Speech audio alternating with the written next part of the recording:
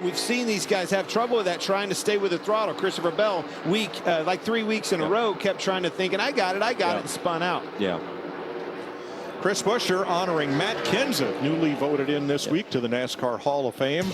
This is the paint scheme that was on Kenseth's car in 2014. Way cool. I talked to him on the way down. Yeah.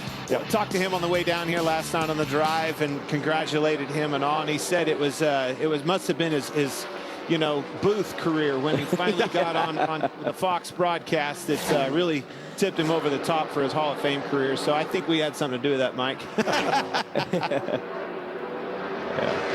You know, it's funny. I must not have the right number. I texted him. He didn't text me back. I lost it to that car a lot, too. I will say that.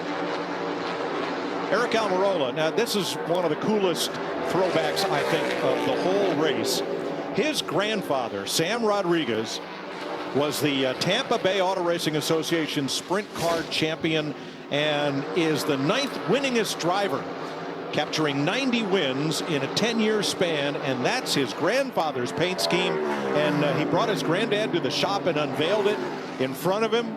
And how cool is that to be able to honor not only your family's racing history, but to have your grandfather there to see his paint scheme as it's going to run at Darlington. Awesome. Yeah. You see that Blaney into the wall just a little bit of a stripe there, an old Darlington stripe. But guys, I'm really looking forward to this race. I see these cars slipping and sliding around. These guys they have a handful on this racetrack. Their grip level's down with these cars. I kind of thought it would be, and I cannot wait for this race to go down. Watch these guys do battle. This could be the perfect throwback, because you think about how they're going to handle. It's probably going to be a throwback to what it was 30 years ago. It's as close as I think it's ever been from when I first met this racetrack. I've never been on such a wore-out racetrack, including dirt. I'm serious. Yeah. I've been to most dirt tracks that are dry slick that weren't as slick as this place. Well, this track sits in the sun about 360 days a year. They grow cotton down here and peanuts and other crops. They patched a large section of turn 2 just a few years ago, and it is just as light gray today as anywhere else on this speedway. Yeah. This track wears in the sun. Yeah.